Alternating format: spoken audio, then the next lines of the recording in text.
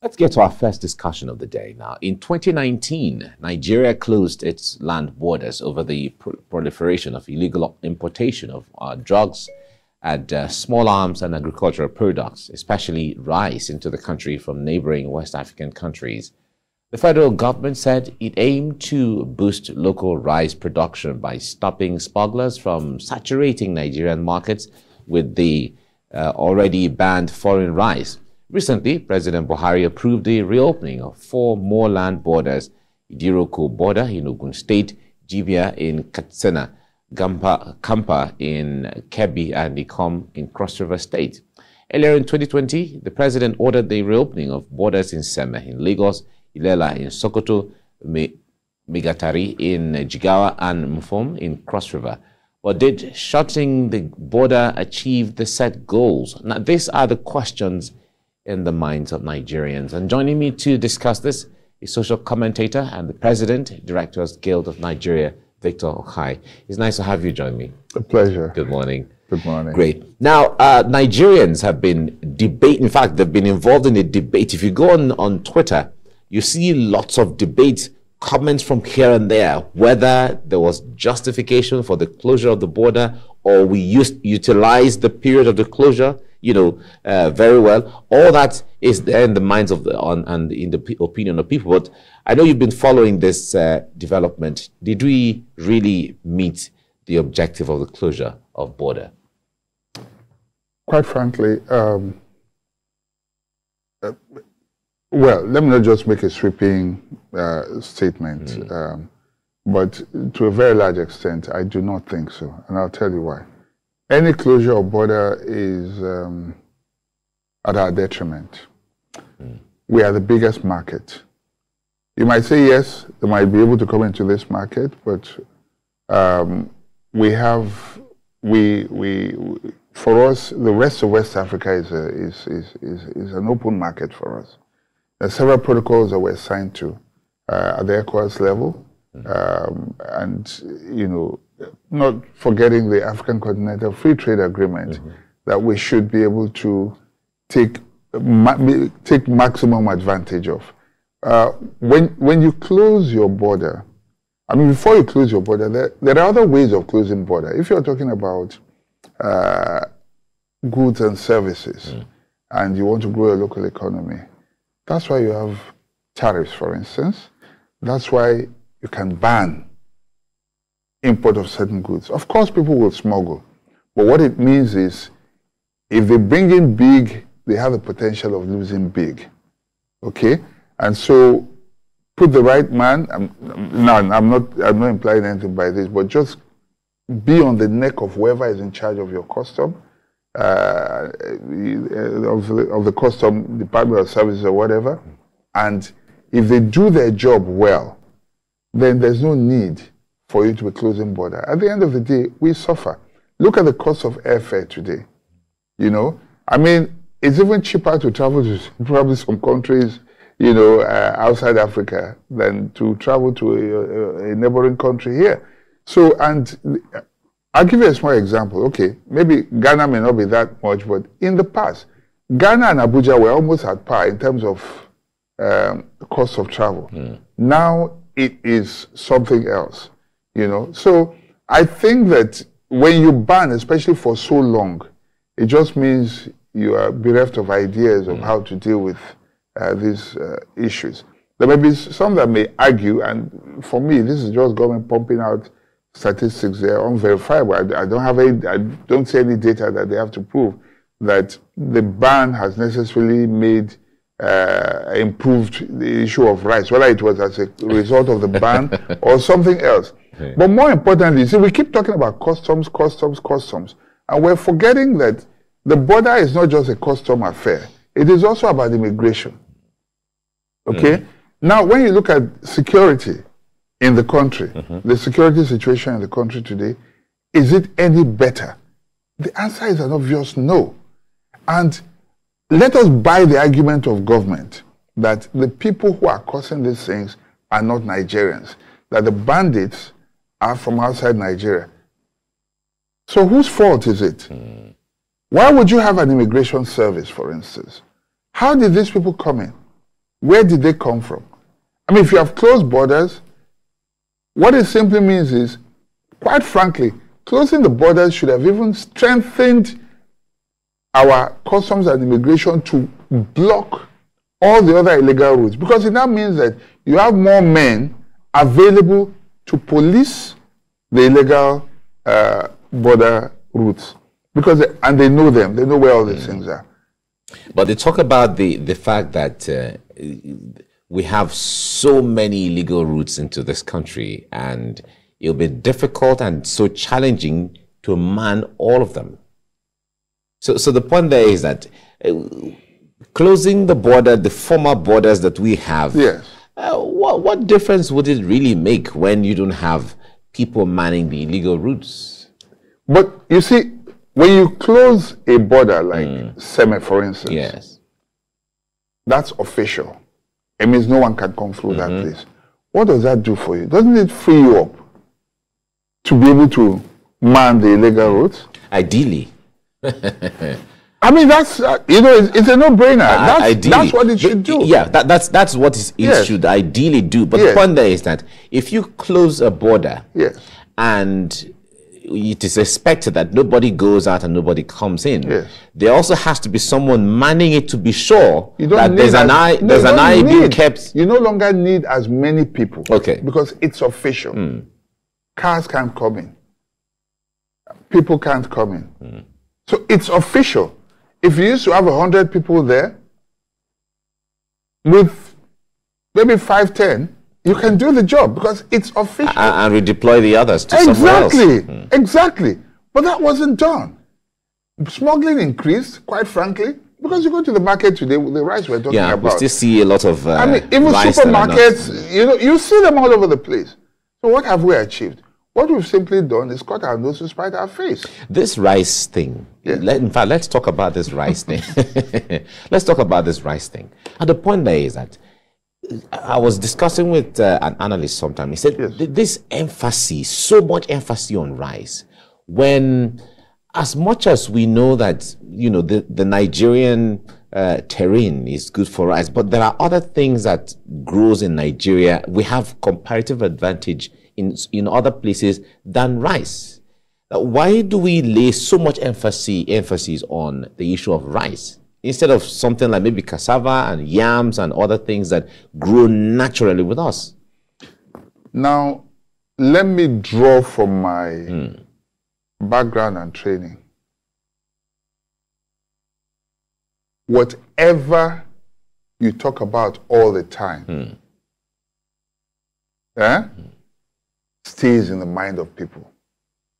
The day you ban beans, for instance, and everybody keeps talking about beans and the ban on beans, believe me, you are stimulating demand for beans. You know that? Because now, it was not in your consciousness before. Now everybody is suddenly talking. In fact, people will now start hoarding beans. Do you understand what I'm saying? Do you understand exactly. What I'm saying? So we have built psychology. It is. But you see, people go through school, but they don't apply what they learn because it's about application. Whatever you talk about all the time, soon when we set agenda, once you throw something up, and then it becomes a discussion, everyone takes it up. And then that becomes the main issue. No one is talking about anything else. It's simply that. Okay? So rice shouldn't really be such a big deal, but government has made it such a big deal.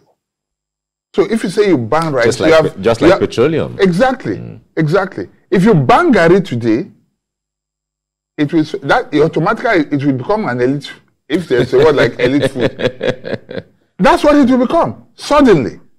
You know, so we have laid too much emphasis on it. Of course, the reason may just be the fact that we import so much of it, we spend so much money, you know, bringing it in. But I'll tell you what, it doesn't matter what anybody says, but if imported rice, if the tariff is raised to the roof, of course, it will include, you might see more smuggling and all that.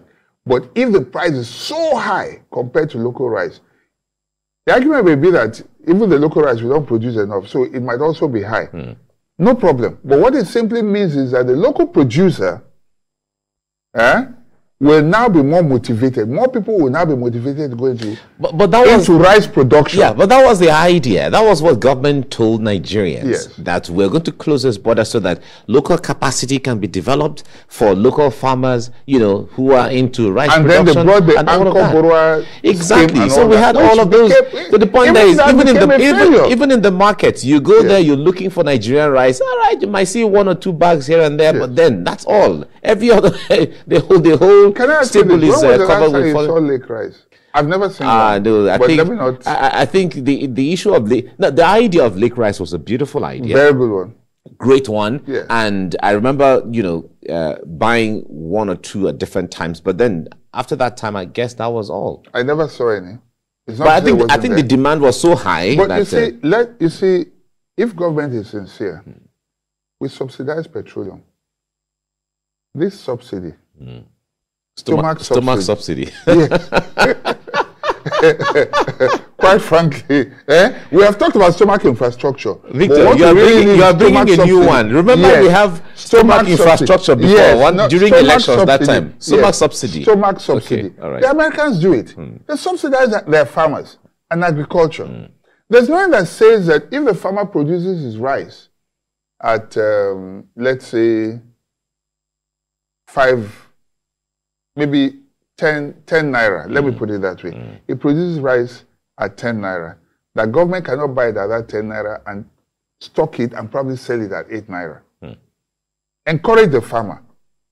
That way, more of them will produce. And when more of them produce, after a while, we know about demand and supply. The prices will naturally, it may be argued that nothing can come down in Nigeria. It's not true. The forces of demand and supply are real. Okay? The Americans subsidize the stomach. So if the forces of demand and supply are real, which I believe, and it's true, but the point there is, in Nigeria, when they say what goes up doesn't come down, if we pick that as something that but it's not always true. It's not always true. Yeah, but in many cases, you know, the price of fuel, the price of rents, so many things I will tell you why. But the issue that, are you saying that some of these prices are artificial? And that's why it doesn't come down? No, but of course. All right.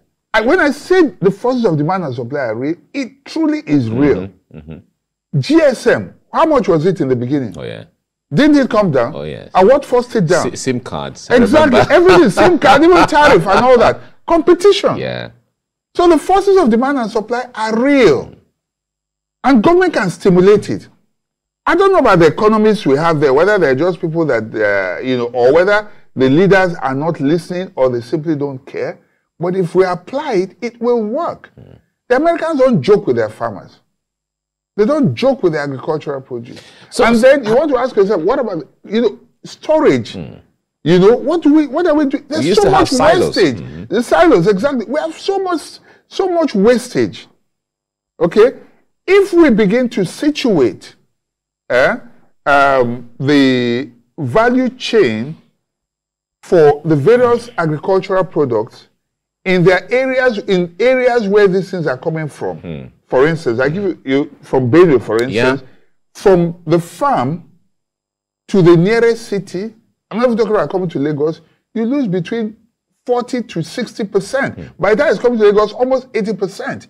There's wastage. But if you take processing to those places, don't even raw materials now, you know, you take processing to those places, the things we import from China are the wrong things. Get from packaging to processing of the oranges, the entire chain, to the storage, put them in those areas where these things have comparative advantage, and then you add value to them. Same with cocoa here. I don't know if we still produce cocoa in this country. Consistently, we do. And the rest of them. Rubber and all of that. Exactly. So these are simple, you know, common sense is not very common. No, it's not common again. It used to be, exactly. But it's no longer common. You know, so if we're able to do all of this, we save so much, okay? And then the farmers don't lose as much as they do. Because for many farmers, for perishable products, it's like, let it just go, which is why when tomatoes come out, when they're in season, you see a whole basket for like next to nothing. It shouldn't be like that. The reason for that is so that I don't lose. Because by the time they come from there to here, but if these things were processed there, these farmers will get more value. Yeah. Farmers should be among the richest people in this country. If government is deliberate. So, but we see, yeah, I like if government is deliberate. But the point there is that we hear the Central Bank of Nigeria release monies, like you mentioned the Anchor Borrowers scheme the other time. These are all different schemes by the federal government through the Central Bank of Nigeria for farmers. So how ask yourself, who is government not intentional enough? Let me say this. Ask yourself who the farmers are, who the true beneficiaries are. Okay. If today you say there's a housing project for the common man, can I show you one politician will gather about 80 or 90 of those houses. He will buy all of them. That thing is meant for the poor. It won't get to the poor. Unfortunately, there's no sincerity and no truly transparent method. But it starts from sincerity. Sincerity will ensure accountability. When we say that either the chief executive or the Mr. President is a perfect gentleman, in himself and all, when we have the head of all of these being a perfect gentleman and being an honest man, we talk about all of the qualities he has, he means well for the country and all of that. What's the difference between that and the result that we are complaining about, that things are not the way they're supposed to be? On your channel. Who gentleman? I mean, let's face facts. Okay, I'll say this after the program, but let me just. You see, what we need are not gentlemen. We need people who work. We don't need people who are looking. Look, roll your sleeves, get in there and get the job done. That's what is required. You cannot delegate and sit in the comfort of your office and not try to find out what is happening. Unfortunately, many kings, like in the game of chess, are surrounded. They're surrounded by praise singers and all that. People will always tell you, all correct. Mr. President, don't mind them. They're your haters and all that. Any sincere leader would know that opposition is his friend.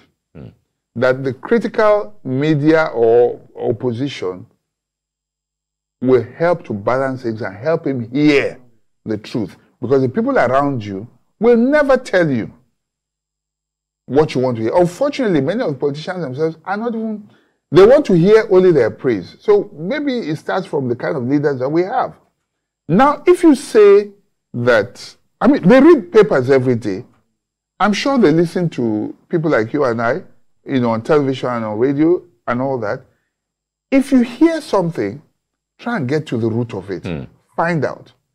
The Anchor Borrower scheme we're talking about, if the president today were to use one person as an example, just identify one, because he would have known somebody from before he became president.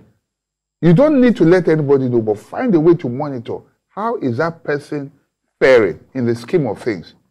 He will apply on his own, see whether he's able to get it. Is his life better? There are things that we need to look at. So it's not just about being a gentleman. It's about going there and getting the job done. Okay? You cannot be, as a surgeon, you can't be a gentleman, be a surgeon in the office. You must have blood on your hands. You can't be an engineer and just be wearing suit. You can't. You've got to get in there and see how things are done and get them done. But that's not what's happening. The minute you give a person a title, they want an air-conditioned office, they want to sit down and then let people come and report to them. If you don't get to the field, how many of our leaders actually go? We talk about security problem here, for instance. How many of them have actually gone there to see for themselves what is going on? The amount of damage, they will say, oh, Mr. President or Governor or whatever, don't go there, this, that. And when you're coming, they go and then they lay, how do I put it now? Half centimeter of laterite on the road, or asphalt or whatever on the road. And say, as soon as he goes, the rain will wash it away. And you see things like that and you accept it. Why? So I will still say till tomorrow, everything rises and falls with leadership. You see, people read the body language of a leader. If you are complacent, if you don't, if you give an order, you don't supervise and follow through. Civil servants are very smart, whether positively or negatively. If you don't follow through, believe me, they know this one is, you know. But if they may not like you, they don't have to. As a leader, your job is not to get liked. Exactly. Your job is to do the job. In the end, you should think about posterity. That is what matters. All right. Now, what happens to the point there is there are Nigerians who are consultants to countries, international organizations, and all of that. And if we are still sitting down after so many months, 2-3 years, 2019 up until now, what implications, what strategy we should put together when it comes to, okay, well, closing down our borders for a period of time. What is the strategy after 3 years? What should we be seeing? What should we expect to see? What level should we get to? How should the average Nigerian benefit from this and that, and so on? If we're talking about closing borders or banning whatever, we should take example from those who have done it successfully. China did it. For some years, they just looked inwards, and today they are the manufacturers to the rest of the world. Okay? It's one thing to have consultants. It's another thing to implement. We have our own SAE report. It is we have there are so many reports. Yeah.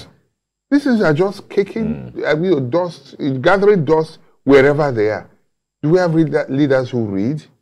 It's so important because it's not for a lack of ideas. I can tell you that there are enough ideas in books at the presidency level, at all levels. Committee reports of committee reports and all that. But white paper, blue paper, all the color of paper. But it's in the implementation. Whether people are sincere enough to implement them, that's another thing. So that's why the problem is we have brilliant people here helping other countries. Consult. Look at what an additional foreigner is doing, with the ADB and all that. ADB rather. If he comes here and brings such ideas, it will take a leader who truly believes and is sincere to implement it. Yeah. So we don't lack ideas. That's not the problem. All right, we have to leave it here now. Victor Khai, thank you so much for coming on the program, and thanks for your insight as well. Thank you very much for having me. All right. And let's not forget, we need stomach subsidy. I won't forget that one. Stomach subsidy. All right, have a nice day. Thank you for having me.